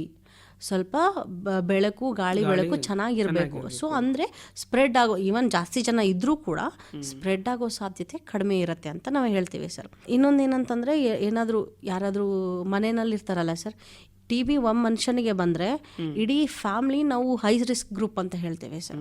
ಅವ್ರ ಮನೆಗೆ ಬರೋ ಸಾಧ್ಯತೆ ಕಂಪಲ್ಸರಿ ಇರುತ್ತೆ. ಈವನ್ ದೋ ಸಿಂಪ್ಟಮ್ಸ್ ಇಲ್ಲ ಅಂತಂದ್ರೂ ಅವ್ರನ್ನ ಸ್ಕ್ರೀನ್ ಮಾಡ್ತೀವಿ ಸರ್. ನಾವು ಕಫ ಪರೀಕ್ಷೆ ಮಾಡಿಸ್ತೀವಿ, ಕಫ ಬಂದರೆ. ಇಲ್ಲ ಅಂತಂದರೆ ಎಕ್ಸ್ರೇ ಮಾಡಿಸ್ತೀವಿ ಸರ್. ಮಕ್ಕಳಲ್ಲಿ ಕಫ ಬರಲ್ಲ ಸರ್, ಸೊ ಅವರಿಗೆ ಎಕ್ಸ್ರೇ ಮಾಡಿ ನೋಡ್ತೀವಿ ಸರ್. ಇನ್ನೊಂದು ಏನಂತಂದರೆ, ಹೊಸ ಟೆಸ್ಟ್ ಬೇರೆ ಬಂದಿದೆ ಸರ್, ಅದ್ರ CYTB ಅಂತ ಹೇಳ್ತೀವಿ ಸರ್. ಕೈಯಲ್ಲಿ ಇಂಜೆಕ್ಷನ್ ಹಾಕ್ಬಿಟ್ಟು ಚೆಕ್ ಮಾಡ್ತೀವಿ, ಆ ಮನೆಯಲ್ಲಿರೋರಿಗೆ TB ಕಾಯಿಲೆ ಬರೋ ಸಾಧ್ಯತೆ ಇದೆಯಾ ಇಲ್ಲ ಅಂತ ಚೆಕ್ ಮಾಡ್ತೀವಿ ಸರ್. ನಾವು TB ಕಾಯಿಲೆಗೆ 6 ತಿಂಗಳ ತಗೋತೀವಲ್ಲ, ಸೊ ಸಾಧ್ಯತೆ ಇರೋರಿಗೆ ಜಸ್ಟ್ 1 ತಿಂಗಳ ತಗೊಂಡ್ರೆ ಅವ್ರ ಫ್ಯೂಚರಲ್ಲಿ ಬರೋ ಸಾಧ್ಯತೆ ಕಡಿಮೆ ಆಗ್ಬಿಡುತ್ತೆ ಸರ್. ಎಷ್ಟಂದ್ರೆ 80% ಕಡಿಮೆ ಆಗ್ಬಿಡುತ್ತೆ ಸರ್. ಸೊ ಹಿಂಗೆ ನಾವು ಒಬ್ಬರಿಂದ ಒಬ್ಬರಿಗೆ ಸ್ಪ್ರೆಡ್ ಕಡಿಮೆ ಮಾಡ್ಬೋದು ಸರ್. ಈಗ ಹೆಚ್ಚು ಯಾರಿಗೆ TB ಹರಡಲಿಕ್ಕೆ ಸಾಧ್ಯತೆ ಇದೆ? ಯಾಕಂದ್ರೆ ಮಕ್ಕಳು ಇರ್ತಾರೆ, ಆಮೇಲೆ ವೃದ್ಧರೇ ಇರ್ತಾರೆ, ಪಕ್ಕದ ಮನೆಯಲ್ಲೂ ಅಥವಾ ಸುತ್ತಮುತ್ತ ಓಣಿಯಲ್ಲಿ ಯಾರಿಗಾದ್ರೂ TB ಇತ್ತು ಅಂತಂದ್ರೆ ಅಂಥವ್ರಿಗೆ ಬೇಗ ಹರಡ್ತಾವ. ಅದು ಬಿಟ್ಟರೆ ಮತ್ತೆ ಯಾರ್ಯಾರಿಗೆ ಬೇಗ ಈ TB ಹರಡ್ತಕ್ಕಂಥದ್ದು ಚಾನ್ಸ್ ಇರ್ತದೆ ಅಂತ? ನಾವು 5 ವರ್ಷದಿಂದ ಕೆಳಗಡೆ ಇರೋ ಮಕ್ಕಳ ಸ್ಪ್ರೆಡ್ ಆಗೋ ಸಾಧ್ಯತೆ ಜಾಸ್ತಿ ಇರುತ್ತೆ ಸರ್. ವೃದ್ಧರಲ್ಲಿ ಜಾಸ್ತಿ ಸ್ಪ್ರೆಡ್ ಆಗುತ್ತೆ ಸರ್. ಸಕ್ಕರೆ ಕಾಯಿಲೆ ಬಂದಿರೋರು, ರಕ್ತದೊತ್ತಡ ಜಾಸ್ತಿ ಇರೋರು, ಆಮೇಲೆ HIV ಕಾಯಿಲೆ ಇರೋರು ಸರ್, ಆಮೇಲೆ ಬಾಣಂತಿಯರು, ಆಮೇಲೆ ಗರ್ಭಿಣಿಯ ಸ್ತ್ರೀಯರಿಗೆ, ಆಮೇಲೆ ರೋಗ ನಿರೋಧಕ ಶಕ್ತಿ ಯಾರಲ್ಲಿ ಕಡಿಮೆ ಇರುತ್ತೋ ಅವರಲ್ಲಿ ಜಾಸ್ತಿ ಬರೋ ಸಾಧ್ಯತೆ ಇರುತ್ತೆ ಸರ್. ಮೇಡಮ್, ಈಗ ತುಂಬ ಜನ ಯುವಕರಲ್ಲಿ ಕೂಡ TB ಬರ್ತಕ್ಕಂಥ ಚಾನ್ಸಸ್ಸು ಇತ್ತೀಚಿನ ದಿನಗಳಲ್ಲಿ ನೋಡ್ತಿರ್ತೀವಿ. ಹಾಂ ಸರ್. 40-35 ವರ್ಷಕ್ಕೆ TB ಬಂದಿರತಕ್ಕಂಥದ್ದು. ಹೌದು ಸರ್. ಈಗ ತುಂಬ ಜನ ಏನು ಮಾಡ್ತಾರೆ, ಟಿ ಬಿ ಬಂದರೂ ಕೂಡ ಮದುವೆ ಮಾಡ್ಕೊಂಡಿರ್ತಾರೆ, ಹೌದು ಒಬ್ಬರಿಂದ ಒಬ್ಬರಿಗೆ ಹರಡ್ತಕ್ಕಂಥ ಚಾನ್ಸ್ ಇರ್ತದೆ. ಹಾಂ ಸರ್. ಈಗ ಮನೆಯಲ್ಲಿ ಯಾರಿಗಾದ್ರೂ ಮನೇಲಿ ಟಿ ಬಿ ಬಂತು ಅಂತಂದರೆ, ಪುರುಷನಿಗೆ ಟಿ ಬಿ ಬಂತಂದರೆ ಹೆಂಡತಿಗೆ ಬರ್ತಕ್ಕಂಥ ಚಾನ್ಸ್ ತುಂಬ ಇರ್ತದೆ. ಹೌದು ಸರ್. ಈಗಿದ್ದಾಗ ಹೇಗೆ ನಿಯಂತ್ರಣ ಮಾಡ್ಕೊಂಡು ಹೋಗ್ಬೇಕು ಲೈಫನ್ನು ಅಂತ? ಹಾಂ ಸರ್. ಸರ್ ಈಗ ನಮ್ಮ ಹಾಸ್ಪಿಟಲ್ಲೇ ಒಂದು ಪೇಷಂಟ್ ಇದೆ ಸರ್, ಅವನಿಗೆ 24 ವರ್ಷ ಸರ್. ಅವ್ರು ಕೆಲಸ ಮಾಡ್ತಾ ಇದ್ದಾರೆ ಎಲ್ಲಿ ಅಂದರೆ ಬೇಕ್ರಿಯಲ್ಲಿ ಕೆಲಸ ಮಾಡ್ತಾ ಇದ್ದಾನೆ ಸರ್ ಅವನು. ಸೊ ಅವರಿಗೆ ಟಿ ಬಿ ಬಂತು ಅಂದರೆ ಆಬ್ವಿಯಸ್ಲಿ ಬೇಕ್ರಿ ಅಂತಂದರೆ ಅವನು ಒಂದು ಕ್ಲೋಸ್ಡ್ ರೂಮಲ್ಲಿ ಅಡುಗೆ ಮಾಡುವಂಥದ್ದು ಜಾಗ ಅಥವಾ ಅವ್ರು ಕೆಲಸ ಮಾಡೋ ಜಾಗದಲ್ಲಿ ಆಬ್ವಿಯಸ್ಲಿ ಸರ್ ಅವನಿಗೆ ಟ್ರೀಟ್ಮೆಂಟ್ ತಗೊಳ್ಳಿಲ್ಲ ಅಂತಂದರೆ ಅಲ್ಲಿರೋರು ಎಲ್ಲರಿಗೂ ಸ್ಪ್ರೆಡ್ ಮಾಡೋ ಸಾಧ್ಯತೆ ಇರುತ್ತೆ. ಆಮೇಲೆ ಅವರಿಗೆ ಮದುವೆ ವಯಸ್ಸಿರೋದ್ರಿಂದ ಸರ್ ಅವ್ರ ಹೆಂಡತಿ ಬಂದ ಮೇಲೆ ಆಗಿರ್ಬೋದು ಅಥವಾ ಅವ್ರ ಮನೆಯಲ್ಲೇ ಇರ್ತಕ್ಕಂಥ ತಂದೆ ತಾಯಿ ಅಕ್ಕ ತಂಗಿ ಮಕ್ಕಳಿಗೆ ಎಲ್ಲ ಸ್ಪ್ರೆಡ್ ಆಗೋ ಸಾಧ್ಯತೆನೂ ಇರುತ್ತೆ. ಸೊ ನಾವೇನು ಮಾಡ್ತೀವಿ ಅಂತಂತಂದರೆ ಅವನು ಟ್ರೀಟ್ಮೆಂಟ್ ತೊಗೊಂಡ್ಮೇಲೆ ಸರ್ ಗೌರ್ಮೆಂಟ್ ಇಷ್ಟು ಒಳ್ಳೆ ಡ್ರಗ್ಸ್ ಕಂಡು ಹಿಡ್ದಿದೆ ಅಂದರೆ ಸರ್, ಇಷ್ಟು ಮ್ಯಾಜಿಕ್ ಡ್ರಗ್ ಅಂತ ಹೇಳ್ತೀವಿ ಸರ್ ನಾವು. ರಿಫ್ಯಾಂಪಸಿನ್ ಅಂತ ಒಂದು ಡ್ರಗ್ ಇದೆ. ಎಷ್ಟು ಮ್ಯಾಜಿಕ್ ಮಾಡುತ್ತೆ ಅಂದರೆ ಸರ್ ಅದು, ನೀವು ನಾನು ಆ ಟ್ಯಾಬ್ಲೆಟ್ ತೊಗೊಂಡ್ರೆ ಸರ್ 48 ಗಂಟೆಗಳಲ್ಲಿ 90% ಬ್ಯಾಕ್ಟೀರಿಯಾ ಸತ್ತೋಗ್ಬಿಡುತ್ತೆ ಸರ್. ಸೊ ಇದರಿಂದ ಏನಾಗ್ಬಿಡುತ್ತೆ ಸರ್, ಸ್ಪ್ರೆಡ್ ಆಗೋ ಸಾಧ್ಯತೆ ಕಡಿಮೆ ಆಗುತ್ತೆ. ಸೊ ಅದಕ್ಕೆ ಆದಷ್ಟು ಬೇಗ ಎಷ್ಟು ಬೇಗ ಆಗುತ್ತೋ ಬೇಗ ಕಂಡುಹಿಡಿಬೇಕು, ಬೇಗ ಟ್ರೀಟ್ಮೆಂಟ್ ತಗೊಳ್ಬೇಕು ಸರ್. ಸೊ ಇವಂದು 90% ಕಡಿಮೆ ಆದರೂ ಕೂಡ ಸರ್ ನಾವೇನು ಹೇಳ್ತೀವಿ, ನೀವು ಕೆಲ್ಸಕ್ಕೆ ಹೋಗಿ, ಕಾಲೇಜ್ಗೆ ಹೋಗ್ಬೋದು, ಏನು ಬೇಕಾದ್ರೂ ಸ್ಕೂಲಿಗೆ ಕೂಡ ಮಕ್ಕಳಲ್ಲಿ ಕೂಡ ಬರುತ್ತೆ, ಹೋಗ್ಬೋದು. ಆದರೆ ನಾವು 1 ತಿಂಗಳು ಅಟ್ಲೀಸ್ಟ್ ಹೋಗಬೇಡಿ ಅಂತ ಹೇಳ್ತೀವಿ ಸರ್. ಯಾಕೆಂದರೆ ನಾವು ಆ 10% ಚಾನ್ಸಸ್ಸು ಕೊಡಬಾರ್ದು ಸರ್ ಸ್ಪ್ರೆಡ್ ಮಾಡೋಕ್ಕೆ. ಸೊ ಅಟ್ಲೀಸ್ಟ್ 98% 1 ತಿಂಗಳಾದ್ಮೇಲೆ ಕಡಿಮೆ ಆಗುತ್ತೆ ಸರ್. ನಾವು 15 days to 1 monthವರೆಗೂ 98% ಸ್ಪ್ರೆಡ್ ಮಾಡೋ ಸಾಧ್ಯತೆ ಕಡಿಮೆ ಆಗುತ್ತೆ. 1 ತಿಂಗಳಾದಮೇಲೆ ಅವ್ರು ಆರಾಮಾಗಿ ಅವ್ರ ಪಾಡಿಗೆ ಅವ್ರು ಕೆಲಸ ಮಾಡ್ಬೋದು. ಆ್ಯಸ್ ಯೂಶ್ವಲ್ ನಾವು ಏನು ಕಫ ಬಂದಾಗ ಅಥವಾ ಕೆಮ್ಮು ಬಂದಾಗ ಹೇಗೆ ಇರಬೇಕು ಅಂತ ನಾವೇನು ಹೇಳ್ತೀವೋ ಅದನ್ನೆಲ್ಲನೂ ಮಾಡಬೇಕು. ಇನ್ನೊಂದೇನೆಂದರೆ ಸರ್, ಕಫ ಬಂದಿರುತ್ತೆ, ನಾವು ಇವಾಗ ಎಲ್ಲಿ ಬೇಕಲ್ಲಿ ಉಗುಳ್ಬಿಡ್ತಾರೆ ಸರ್. ಹಂಗೆ ಮಾಡಬಾರ್ದು ಸರ್. ನಾವು ಕಫೆ ಟಿಕೆಟಲ್ಲಿ ಏನು ಹೇಳ್ತೀವೋ, ಕೈ ಹೆಂಗೆ ಹಿಡಿಬೇಕಂತ ಹೇಳ್ತೀವೋ, ಕೆಮ್ಮು ಬಂದಾಗ ಕಫ ಬಂದಾಗ ಅವರು ಎಲ್ಲಿ ಬೇಕಲ್ಲಿ ಉಗುಳು ಹಾಗಿಲ್ಲ ಸರ್. ನಾವು ಮನೆಯಲ್ಲಿ ಅಥವಾ ಈವನ್ ನಾವು ಸಿಂಕಲ್ಲಿ ಉಗುಳ್ಬೇಕಾದ್ರೂ ನಾವು ನಾರ್ಮಲಾಗಿ ನೀರು ಎಷ್ಟು ಹಾಕ್ತೀವೋ ಅದ್ರದ್ದು ಡಬಲ್ ಹಾಕಬೇಕು ಸರ್. ಆಮೇಲೆ ಮನೆಯಲ್ಲೇ ಬೇರೆಯವರು ಬಳಸಿದ್ರೆ ಆ ಬಾತ್ರೂಮ್ನ, ಸೊ ಒಂದ್ಸತಿ ನೀರು ಎಕ್ಸ್ಟ್ರಾ ಹಾಕಿದ ಮೇಲೇ ಬಳಸಬೇಕು ಸರ್. ಯಾಕೆಂದರೆ ಟಿ ಬಿ ಪೇಷಂಟ್ ಯೂಸ್ ಮಾಡಿರ್ತಾನಲ್ಲ, ಸೊ ಹಂಗೆ ಮಾಡಬೇಕು. ಇಲ್ಲ ನಾವು ಗೌರ್ಮೆಂಟಲ್ಲಿ ಏನು ಹೇಳ್ತೀವಿ, ಒಂದು ಡಬ್ಬಿ ತೊಗೊಳ್ಬೇಕು ಸರ್, ದೊಡ್ಡದಾಗಿರೋ ಬಾಯಿ ಇರೋಂಥ ಡಬ್ಬಿ ತೊಗೋಬೇಕು ಸರ್. ಆ ಡಬ್ಬಿಯಲ್ಲಿ ಉಗುಳಕ್ಕೆ ಹೇಳ್ತೀವಿ, ಇಲ್ಲ ಪ್ಲಾಸ್ಟಿಕ್ ಕವರಲ್ಲಿ ಉಗುಳಕ್ಕೆ ಹೇಳ್ತೀವಿ, ಆದರೂ ಪ್ಲಾಸ್ಟಿಕ್ ಡಬ್ಬಿನಲ್ಲಿ ಉಗುಳ್ಬೇಕು ಸರ್.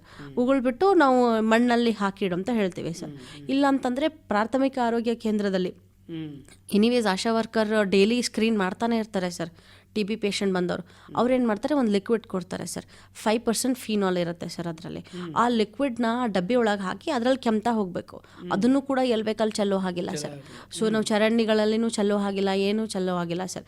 ಸೊ ನಾವು ಚೆಲ್ಲಿದ್ರೂ ಕೂಡ ಸಿಂಕಲ್ಲೇ ಚೆಲ್ಲಿದ್ರೂ ಕೂಡ ನೀರು ಜಾಸ್ತಿ ಹಾಕಬೇಕು ಸರ್. ಮಣ್ಣಲ್ಲಿ ಹಾಕಿದರೆ ಇನ್ನೂ ತುಂಬ ಒಳ್ಳೆಯದು. ಮಣ್ಣಲ್ಲಿ ಹಾಕ್ಬಿಟ್ಟು ಅದನ್ನು ಆಮೇಲೆ ಮುಚ್ಚಿಬಿಡ್ಬೇಕು ಸರ್. ಮುಂಚೆ ಕಾಲದಲ್ಲೆಲ್ಲ ಸುಡ್ತಿದ್ರಂತೆ ಸರ್. ಸೊ ಇವಾಗ ಜಸ್ಟ್ ಮಣ್ಣಲ್ಲಿ ಹಾಕಿದ್ರೂ ನಡೆಯುತ್ತೆ ಸರ್. ಮೇಡಮ್, ಈಗ ಟಿ ಬಿ ನಿಯಂತ್ರಣದಲ್ಲಿ ಸಮಾಜ ಮತ್ತು ಸರ್ಕಾರದ ಪಾತ್ರ ಬಗ್ಗೆ ಏನು ಹೇಳ್ತೀರಿ? ಇದು ಆವಾಗಲೇ ನೀವು ಸ್ಟಾರ್ಟಿಂಗೇ ಹೇಳಿದ್ರಿ ಸರ್, ತುಂಬ ಹಳೆ ಅಂತ. ತುಂಬ ಹಳೆ ಇತ್ತಂತಂದರೆ ಎಷ್ಟು ಗೌರ್ಮೆಂಟ್ ಇನ್ವೆಸ್ಟ್ ಮಾಡ್ತಾ ಇದೆ ಅಂದರೆ ಸರ್, ಇದರಷ್ಟು ಒಳ್ಳೆ ಇನ್ವೆಸ್ಟ್ಮೆಂಟ್ ಯಾವ ಪ್ರೋಗ್ರಾಮ್ ಅಲ್ಲೇನೂ ಮಾಡಲ್ಲ ಸರ್ ಗೌರ್ಮೆಂಟ್. ಸೊ ಹೇಗೆ ಮಾಡುತ್ತೆ ಅಂದರೆ ಸರ್, ನಾವು ಅರ್ಲಿ ಡಯಾಗ್ನೋಸ್ ಮಾಡಬೇಕು ಅಂತ ಹೇಳಿ ಸಿಬೆನಾಟ್ ಅಂತ ಒಂದು ಟೆಸ್ಟ್ ಮಾಡ್ತೀವಿ ಸರ್. ಮುಂಚೆ ಬರೀ ಕಫ ಪರೀಕ್ಷೆ ಮೈಕ್ರೋಸ್ಕೋಪಲ್ಲಿ ನೋಡ್ತಿದ್ವಿ ಬ್ಯಾಕ್ಟೀರಿಯಾ ಇದೆಯಾ ಇಲ್ಲ ಅಂತ. ಇವಾಗ ಇನ್ನೊಂದು ಮ್ಯಾಜಿಕ್ ಟೆಸ್ಟ್ ಇದೆ ಸರ್. ವಿತಿನ್ 90 minutesಲ್ಲಿ ನನಗೆ ರಿಪೋರ್ಟ್ ಬಂದುಬಿಡುತ್ತೆ. ಹೇಗೆ ಅಂದರೆ ಟಿ ಬಿ ಇದೆಯಾ ಇಲ್ಲ ಅಂತ ಬರುತ್ತೆ. ಇನ್ನೊಂದು ಏನು ಟೆಸ್ಟ್ ಮಾಡ್ತಾರೆ ಅಂತಂದರೆ ಡ್ರಗ್ಸಿಗೆ ರೆಸಿಸ್ಟೆಂಟ್ ಇದೆಯಾ ಇಲ್ಲ ಅಂತಲೂ ನನಗೆ ಗೊತ್ತಾಗ್ಬಿಡುತ್ತೆ ಸರ್. ಹೊರಗಡೆ ಮಾಡಿಸಿದ್ರೆ ಇದು 4500 to 5000ವರೆಗೂ ಟೆಸ್ಟ್ ಇದೆ ಸರ್ ಇದು. ಆದರೆ ಗೌರ್ಮೆಂಟ್ ಇದನ್ನೆಲ್ಲನೂ ಫ್ರೀ ಮಾಡುತ್ತೆ ಸರ್. ಸಿಬಿನ್ಯಾಟ್ ಕೆಲವೊಂದು ಟೆಸ್ಟ್ಸ್ ಇದ್ದಾವೆ ಸರ್. ಆಮೇಲೆ ಎಕ್ಸ್ರೇ ಸರ್, ಟಿ ಬಿ ಪೇಷಂಟ್ಗೆ ಎಕ್ಸ್ರೇ ಮಾಡಿದರೆ ಫ್ರೀ ಇದೆ ಸರ್. ನೀವು ಯಾವುದೇ ಗೌರ್ಮೆಂಟಿಗೆ ಹೋಗ್ರಿ ಸರ್, ಯಾವುದೇ ಪ್ರೈವೇಟಿಗೆ ಹೋಗ್ರಿ, ಎಲ್ಲ ಎಕ್ಸ್ರೇ ಟಿ ಬಿ ಕಾಯಿಲೆಗಳಿಗೆ ಎಲ್ಲರಿಗೂ ಫ್ರೀ ಇದೆ ಸರ್. ಆಮೇಲೆ ನಾವು ಮಾತ್ರೆ ಕೊಡ್ತೀವಿ ಸರ್. ಇವಾಗ 6 months 7 months 12 monthsವರೆಗೂ ಪ್ರೈವೇಟಲ್ಲಿ ನೋಡಿದ್ರೆ ತುಂಬ ಖರ್ಚಾಗುತ್ತೆ ಸರ್. ಆದರೆ ಈವನ್ ನಮ್ಮ ನವೋದಯ ಹಾಸ್ಪಿಟಲಲ್ಲಿ ಕೂಡ ನಾವೇನು ಡ್ರಗ್ಸ್ ಕೊಡ್ತೀವೋ ಅದನ್ನು ಫ್ರೀ ಇರುತ್ತೆ ಸರ್. ಸೊ ಟೆಸ್ಟ್ ಕೂಡ ನಮ್ಮ ಹಾಸ್ಪಿಟಲಲ್ಲಿ ಫ್ರೀ ಇರುತ್ತೆ. ಆಮೇಲೆ ನಾವೇನು ಮಾತ್ರೆ ಕೊಡ್ತೀವಿ ಗೌರ್ಮೆಂಟ್ ಥ್ರೂನೇ ನಮ್ಮದು ಒಂದು ಸೆಂಟರ್ ಇಟ್ಟಿದ್ದೀವಿ ಸರ್ ನಮ್ಮ ನವೋದಯ ಹಾಸ್ಪಿಟಲಲ್ಲಿ. ಸೊ ಅಲ್ಲಿಂದನೂ ಕೂಡ ಎಲ್ಲ ಫ್ರೀ ಬರುತ್ತೆ ಸರ್ ಅವರಿಗೆ. ಆಮೇಲೆ ಇನ್ನೊಂದು ಗೌರ್ಮೆಂಟ್ ಏನು ಮಾಡಿದೆ ಅಂದರೆ ಸರ್, ಇವಾಗ ನಾನು ಆವಾಗಲೇ ಹೇಳಿದೆ ಪೌಷ್ಟಿಕಾಂಶ ತುಂಬ ಇಂಪಾರ್ಟೆಂಟ್ ಅಂತ. ಸೊ ಬಡವರೆಲ್ಲ ಏನು ಮಾಡಬೇಕು? ಸೊ ಹಾಗಾಗಿ ಗೌರ್ಮೆಂಟು ಒಂದು ಡೈರೆಕ್ಟ್ ಬೆನಿಫಿಷರಿ ಟ್ರಾನ್ಸ್ಫರ್ ಅಂತ ಮಾಡ್ತಾರೆ ಸರ್. ಏನಂದರೆ ನಿಕ್ಷಯ ಪೋಷಣಾ ಅಭಿಯಾನ ಅಡಿಯಲ್ಲಿ ಏನು ಮಾಡ್ತಾರೆ ಅಂದರೆ ಗೌರ್ಮೆಂಟ್ ಪ್ರತಿ ತಿಂಗಳೂ ಟ್ರೀಟ್ಮೆಂಟ್ ಮುಗಿಯೋ ತನೂ 1000 ರೂಪೀಸ್ ಅಕೌಂಟಿಗೆ ಹಾಕ್ಬಿಡುತ್ತೆ ಸರ್, ಪೌಷ್ಟಿಕಾಂಶ ಇದು ಮಾಡೋಕ್ಕೆ. ಇನ್ನೊಂದು ಹೊಸದು ಏನು ಮಾಡಿದ್ದಾರೆ ಅಂದರೆ ನಿಕ್ಷಯ್ ಮಿತ್ರ ಅಂತ ಒಂದು ಮಾಡಿದ್ದಾರೆ ಸರ್. ಈ ನಿಕ್ಷಯ್ ಮಿತ್ರ ಏನಂತಂದರೆ ಯಾರಾದರೂ ಆಗ್ಬೋದು ಸರ್, ಒಂದು ಪರ್ಸನ್ TBಗೆ ಲಿಂಕ್ ಮಾಡ್ಬೇಕು ಸರ್. TB ಪೇಷಂಟ್ಗೆ ದಾನಿಗಳು ಅಂತ ನಾವು ಲಿಂಕ್ ಮಾಡ್ತೀವಿ. ಆ ದಾನಿಗಳು ಏನು ಮಾಡ್ತಾರೆ ಸರ್, ಪೌಷ್ಟಿಕಾಂಶ ಅನ್ನು ಅಕ್ಕಿ, ಬೇಳೆ, ಎಣ್ಣೆ, ಶೇಂಗಾ, ಬೆಲ್ಲ ಈ ಥರದ್ದೇನೋ ಒಂದು ಪ್ರೋಟೀನ್ ಪೌಡರ್ ಆಗಿರ್ಬೋದು ಒಂದು ತಿಂಗಳ ಆ TB ಪೇಷಂಟ್ಗೆ ಕೊಡ್ಬೇಕು. ನಾವು ಒಂದು ಮಿತ್ರ ಅಂತ ಲಿಂಕ್ ಮಾಡ್ಬಿಡ್ತೀವಿ ಸರ್. ಇದು ನಾವು ಯಾರು ಬೇಕಾದರೂ ಮಾಡ್ಬೋದು ಸರ್, ಸಮಾಜ ಸೇವಕರು ಅಥವಾ ದುಡ್ಡಿರೋ ನನ್ನ ದಾನ ಮಾಡಬೇಕು. ಹಾಂ ಸರ್. ಸೊ ನಾವು ಇಷ್ಟೇ ಮಾಡಬೇಕು ಅಷ್ಟೇ ಮಾಡಬೇಕು ಅಂತ ಏನು ಹೇಳಲ್ಲ. ಓಕೆ, ನಾವು ಈ ಸದ್ಯಕ್ಕೆ ಮಾಡೋಕ್ಕಾಗುತ್ತೆ, ನಾವು ನೆಕ್ಸ್ಟ್ ತಿಂಗಳ ಮಾಡೋಕ್ಕಾಗಲಿಲ್ಲ ಅಂದ್ರೂ ಅಟ್ಲೀಸ್ಟ್ ಒಂದಾದ್ರೂ ನಾವು ಕೊಡ್ಬೇಕಂತ ಹೇಳ್ತೇವೆ ಸರ್. ಆಮೇಲೆ ಆಶಾ ವರ್ಕರ್ ಇನ್ನೊಂದು ಏನಂದರೆ ಸರ್, ಇವಾಗ ಟ್ರೀಟ್ಮೆಂಟ್ ತೊಗೊಂಡಿದ್ದಾರೆ ಅಂತ ನನಗೆ ಹೇಗೆ ಗೊತ್ತಾಗುತ್ತೆ ಸರ್? ಸೊ ಹಾಗಾಗಿ ಡಾಟ್ಸ್ ಅಂತೇವಿ, ಡೈರೆಕ್ಟ್ಲಿ ಅಬ್ಸರ್ವ್ ಟ್ರೀಟ್ಮೆಂಟ್ ಅಂತ ಹೇಳ್ತೀವಿ ಸರ್, ಶಾರ್ಟ್ ಕೋರ್ಸ್. ಸೊ ಅದರಲ್ಲಿ ಏನು ಮಾಡ್ತಾರೆ ಅಂದರೆ ಡೈರೆಕ್ಟ್ ಆಶಾ ವರ್ಕರ್ ಮುಂದೆನೇ ಗುಳಿಗೆ ನುಂಗಬೇಕು ಸರ್. ಗುಳಿಗೆ ನುಂಗಿದ ಮೇಲೆ ಹಿಂದ್ಗಡೆ ಒಂದು ಟೋಲ್ ಫ್ರೀ ನಂಬರ್ ಇರುತ್ತೆ ಸರ್. ಆ ಟೋಲ್ ಫ್ರೀ ನಂಬರ್ಗೆ ಮಿಸ್ ಕಾಲ್ ಮಾಡಿದರೆ ಸರ್ ಗುಳಿಗೆ ನುಂಗಿದಾರಾ ಇಲ್ಲ ಅಂತ ನೋಡ್ತೀವಿ. ಸೊ ಅಂದರೆ ಗೌರ್ಮೆಂಟ್ ಇಷ್ಟುವರೆಗೂ ಇನ್ವಾಲ್ವ್ ಆಗ್ತೀವಿ ಸರ್, ಟ್ರೀಟ್ಮೆಂಟ್ ತೊಗೋತಾ ಇದ್ದಾರಾ ಇಲ್ವಾ, ಟ್ರೀಟ್ಮೆಂಟ್ ಕಂಪ್ಲೀಟ್ ಆದಮೇಲೆ ಕೂಡ ಟೆಸ್ಟ್ ಮಾಡ್ತೀವಿ ಸರ್. ನೆಗೆಟಿವ್ ಇದಾನಲ್ಲ. ಗೌರ್ಮೆಂಟ್ ಇನ್ನೂ ಎಷ್ಟು ಮಾಡ್ತಾರೆ ಅಂದರೆ ಸರ್, ಟ್ರೀಟ್ಮೆಂಟ್ ಆದಮೇಲೆ ಕೂಡ 6 ಮಂತ್ಸ್ ಇರುತ್ತೆ, ಮುಗ್ದಿರುತ್ತೆ, TB ನೆಗೆಟಿವ್ ಅಂತ ಬಂದಿರುತ್ತೆ. ಆದರೂ ಗೌರ್ಮೆಂಟ್ ಬಿಡಲ್ಲ ಸರ್ ಅವ್ರನ್ನ ಏನು ಮಾಡ್ತಾರೆ, 2 ವರ್ಷ ತನಕ ಫಾಲೋ ಅಪ್ ಮಾಡ್ತಾರೆ ಸರ್. ಎವ್ರಿ 6 ಮಂತ್ಸ್ ಅವರಿಗೆ ಕರೆದು ಕಫ ಪರೀಕ್ಷೆ ಮಾಡಿಸ್ತಾರೆ ಸರ್. ಸಿಂಪ್ಟಮ್ಸ್ನ ಕೇಳ್ತಾರೆ. TB ಕೇಸ್ಗೆ ಬಂತಂದರೆ ಸರ್ ಮನೆಯವ್ರನ್ನ ಎಲ್ಲರನ್ನೂ ಸ್ಕ್ರೀನ್ ಮಾಡ್ತಾರೆ. ನಾವು 5 ಕಿಲೋಮೀಟರ್ ರೇಡಿಯಸ್ವರೆಗೂ ಆ TB ಪೇಷಂಟಿಂದು ಇಡೀ ಏರಿಯಾನ ಎಲ್ಲರನ್ನೂ ಸ್ಕ್ರೀನ್ ಮಾಡ್ತೀವಿ ಸರ್. ಆ್ಯಕ್ಟಿವ್ ಕೇಸ್ ಫೈಂಡಿಂಗ್ ಅಂತ ಹೇಳ್ತೀವಿ ನಾವು. ಸೊ ಏನು ಮಾಡ್ತಾರೆ, ಆಶಾ ವರ್ಕರ್ ಮನೆಗಳಿಗೆ ಹೋಗಿ ಪ್ರತಿಭಾ ಮೇಡಮ್ ಹೇಳಿದ್ರಲ್ಲ ಸರ್, ಸಿಂಪ್ಟಮ್ಸ್ ಎಲ್ಲ ಸ್ಕ್ರೀನ್ ಮಾಡೋದಕ್ಕೆ ಆ ಎಲ್ಲ ಗುಣಲಕ್ಷಣಗಳನ್ನು ಟಿಕ್ ಮಾಡ್ಕೋತಾ ಹೋಗ್ತಾರೆ ಸರ್. ಓಕೆ, ಇವ್ರು ಸೇಫ್ ಇದ್ದಾರೆ ಅಂತ ನೋಡ್ಕೊ. ಸೊ ಇದು ಒಂದು ದಿನದ ಅಷ್ಟೇ ಅಲ್ಲ ಸರ್, ಇದು ಟೋಟಲ್ 15 ಡೇಸ್ವರೆಗೂ ಕಂಟಿನ್ಯೂಸ್ ದಿನ ಹೋಗಿ ಕೇಳ್ತಾನೆ ಇರ್ತಾರೆ ಸರ್. ಗೌರ್ಮೆಂಟ್ ಏನು ಮಾಡುತ್ತೆ ಅಂತಂದರೆ ಸರ್, ಅದಷ್ಟೇ ಅಲ್ಲದೆ ಒಂದು ಹೊಸ ಟೆಸ್ಟ್ ಮಾಡಿದೆ ಸರ್. ಇದು ನಾನು ಅವಾಗಲೇ ಹೇಳ್ದಂಗೆ CYTV ಅಂತೀವಿ ಸರ್. ನಾವು ಈವನ್ ನಮ್ಮ ನವೋದಯ ಹಾಸ್ಪಿಟಲಲ್ಲೂ ಸ್ಟಾರ್ಟ್ ಮಾಡಿದ್ದೀವಿ. ನಾವೇನು ಟ್ರೀಟ್ ಮಾಡೋ ಡಾಕ್ಟರ್ಸ್ ಕೂಡ ರಿಸ್ಕಲ್ಲೇ ಇದ್ದೀವಿ ಸರ್. ಸೊ ಆಬ್ವಿಯಸ್ಲಿ ನಮಗೆ ಬಂದಿದೆಯಾ ಇಲ್ಲ ಅಥವಾ ನಮಗೆ ಲಕ್ಷಣಗಳು ಕಾಣಿಸ್ತು, ನನಗೆ ಕೆಮ್ಮು ಏನು ಸಿಂಪ್ಟಮ್ಸು ಇಲ್ಲ ಸರ್, ಆದರೂ ನನಗೆ ಡೌಟ್ ಬರುತ್ತೆ, ನಾನು ಟೆಸ್ಟ್ ಮಾಡ್ಕೋಬೇಕು. ಸೊ ಅಂಥವ್ರಿಗೆ ಒಂದು ಕೈಯಲ್ಲಿ ಟೆಸ್ಟ್ ಮಾಡಿ ನೋಡ್ತಾರೆ ಸರ್. ಇದು 3 ದಿನ ಆದಮೇಲೆ ರಿಪೋರ್ಟ್ ನೋಡ್ತೀವಿ. ರಿಪೋರ್ಟ್ ನೋಡಿದ್ಮೇಲೆ ಇವ್ರು ರಿಸ್ಕಲ್ಲಿ ಇದ್ದಾರೆ ಅಂದರೆ TB ಬ್ಯಾಕ್ಟೀರಿಯಾ ನನ್ನ ದೇಹದಲ್ಲಿದೆ, ಆದರೆ ಅದು ಗುಣಲಕ್ಷಣಗಳು ತೋರಿಸೋಷ್ಟಿಲ್ಲ, ಕಮ್ಮಿ ಇದೆ. ಸೊ ಲಕ್ಷಣಗಳು ಬರಲ್ಲ ಸರ್ ಅವಾಗ. ಸೊ ಹಂಗಾಗಿ ಟೆಸ್ಟ್ ಮಾಡ್ಕೊಂಡು ನಾನು 1 ತಿಂಗಳಲ್ಲೇ ಟ್ರೀಟ್ಮೆಂಟ್ ತೊಗೊಂಡ್ಬಿಟ್ರೆ TB ಪ್ರಿವೆಂಟಿವ್ ಟ್ರೀಟ್ಮೆಂಟ್ ಅಂತೀವಿ ಸರ್. ಪ್ರಿವೆಂಟಿವ್ ಟ್ರೀಟ್ಮೆಂಟ್ 1 ತಿಂಗಳ ತೊಗೊಂಡ್ಮೇಲೆ ಸಾಧ್ಯತೆಗಳು ಕಡಿಮೆ ಇರುತ್ತೆ, ಬರಲ್ಲ ಅಂತ ಹೇಳೋಕ್ಕಾಗಲ್ಲ, ಕಡಿಮೆ ಇರುತ್ತೆ ಸರ್ ಅಷ್ಟು. ಓಕೆ, ಒಳ್ಳೆಯ ಒಂದು ಮಾಹಿತಿಯನ್ನು ಕೊಟ್ಟರೆ ಮೇಡಮ್. ಕೊನೆಯದಾಗಿ ನಮ್ಮ ಕೇಳುಗರಿಗೆ ಏನು ಸಂದೇಶ ಕೊಡಲಿಕ್ಕೆ ಇಷ್ಟಪಡ್ತಾರೆ? ಇದು TB ಒಂದು ಕಂಪ್ಲೀಟ್ಲಿ ಪ್ರಿವೆಂಟಬಲ್ ಡಿಸೀಸು. ನಂದು ಪಾಯಿಂಟ್ ಏನು ಅಂದರೆ ಅರ್ಲಿ ಡಿಟೆಕ್ಷನ್. ಇದು ಎಷ್ಟು ಬೇಗ ಕಂಡುಹಿಡಿತೀವೋ ಅಷ್ಟು ಬೇಗ ಹರಡೋ ಚಾನ್ಸಸ್ ಕಡಿಮೆ ಇರುತ್ತೆ, ಕ್ಯೂರ್ ಮಾಡೋ ಚಾನ್ಸಸ್ಸು ಜಾಸ್ತಿ ಇರುತ್ತೆ. ಸೊ ನಾವು ಇವಾಗ ಎಕ್ಸ್ಪ್ಲೇನ್ ಮಾಡಿದ್ವಿ ಲಕ್ಷಣಗಳು ಇದೆಲ್ಲ ಆಶಾ ವರ್ಕರ್ಸ್ ಆಗಿರ್ಬೋದು, ಗೌರ್ಮೆಂಟ್ ಹೆಲ್ತ್ ವರ್ಕರ್ಸ್ ಆಗಿರ್ಬೋದು, ಈವನ್ ಪ್ರೈವೇಟ್ ಹಾಸ್ಪಿಟಲ್ ಆಗಿರ್ಬೋದು, ಗೌರ್ಮೆಂಟ್ ಹಾಸ್ಪಿಟಲ್ ತುಂಬಾನೇ ಇನ್ವೆಸ್ಟ್ ಮಾಡ್ತಾ ಇದೆ. ಸೊ ಜನಕ್ಕೆ ಅವೇರ್ನೆಸ್ ಕೊಡೋಕ್ಕೋಸ್ಕರ ಆಗಲಿ ಅಥವಾ ಟ್ರೀಟ್ಮೆಂಟ್ ಯಾವುದೇ ಒಂದು ಪ್ರಾಸೆಸ್ ಇರಲಿ, ಟ್ರೀಟ್ಮೆಂಟ್ ಇರ್ಬೋದು, ಡಿಟೆಕ್ಷನ್ ಮಾಡೋದಿರ್ಬೋದು, ಬಟ್ ಜನನೂ ಅಷ್ಟೇ ರೆಸ್ಪಾಂಡ್ ಮಾಡಬೇಕು. ಏನು ಹೇಳ್ತೀವಿ, ಚಪ್ಪಾಳೆ 2 ಕೈಯಿಂದ ಆಗುತ್ತೆ ಅಂತ, ಇದನ್ನು ಸೇಮ್ ನಾವು ಎಷ್ಟು ಕೊಡ್ತೀವೋ ಅದು ಔಟ್ಪುಟ್ ಅವ್ರ ಕಡೆಯಿಂದನೂ ಬರಬೇಕು. ಸೊ ಇಷ್ಟು ಅವೇರ್ನೆಸ್ ಕ್ರಿಯೇಟ್ ಮಾಡ್ತಿದ್ದೀವಿ ಅಂದರೆ ಅವರು ಆದಷ್ಟು ಬೇಗ ಹಾಸ್ಪಿಟಲ್ಗೆ ಬರಬೇಕು. ಸೊ ಅವ್ರು ಹಾಸ್ಪಿಟಲ್ಗೆ ಬಂದರೆ ಮಾತ್ರ ನಾವು ಮುಂದಿಂದು ಮಾಡೋಕ್ಕಾಗತ್ತೆ. ಮೇಡಮ್, ನೀವೇನು ಹೇಳಕ್ಕೆ ಇಷ್ಟಪಡ್ತೀರಿ? ನಾವು ಯೂಶಲಿ ಏನು ಹೇಳ್ತೀವಿ ಸರ್, ಮನೆಯಲ್ಲಿರೋರಿಗೆ ಸ್ಕ್ರೀನ್ ಮಾಡ್ತೀವಿ, ಎಲ್ಲ ಓಕೆ ಸರ್. ಬಟ್ ಎಷ್ಟೊಂದು ಜನ ನಂಗೆ TB ಬಂದಿದೆ ಅಂತ ಕೆಲಸದ ಜಾಗದಲ್ಲಿ ಹೇಳೋದೇ ಇಲ್ಲ ಸರ್, ಮುಚ್ಚಿಟ್ಕೊತಾರೆ ಸರ್, ಮುಜುಗರ ಪಟ್ಕೊತಾರೆ. ಸೊ ನಾವು ಅಂಥವರಿಗೆ ನಾವು ಆಶಾ ವರ್ಕರ್ ಏನು ಮಾಡ್ತಾರೆ ಸರ್, ಅವರಿಗೆ ಗೊತ್ತಿಲ್ಲದೇನೆ ಅವ್ರ ಸುತ್ತಮುತ್ತ ಇರೋರಿಗೆ ರೆಕಾರ್ಡ್ ಮಾಡ್ಕೊತಾನೆ ಇರ್ತಾರೆ ಸರ್. ಸಿಂಪ್ಟಮ್ಸ್ ಇದೆಯಾ ಇಲ್ಲ ಚೆಕ್ ಮಾಡ್ತಾನೆ ಇರ್ತಾರೆ, ಏನಾದ್ರು ಗುಣಲಕ್ಷಣಗಳು ಬಂದಿದೆಯಾ ಇಲ್ಲ ಅಂತ. ಸೊ ಅವ್ರ ಆಫೀಸಲ್ಲಿ ಅಥವಾ ಅವ್ರ ಕೆಲಸ ಮಾಡೋ ಜಾಗದಲ್ಲಿ ಕೂಡ ಹೇಳಿದರೆ ಸರ್, ಇದು ಸ್ಟಿಗ್ಮಾ ಅಂತ ನಾವೇನು ಹೇಳ್ತೀವಿ ಸರ್, ಇದು ಕಡಿಮೆ ಆಯಿತು ಅಂತಂದರೆ ಸಮಾಜದಲ್ಲಿ.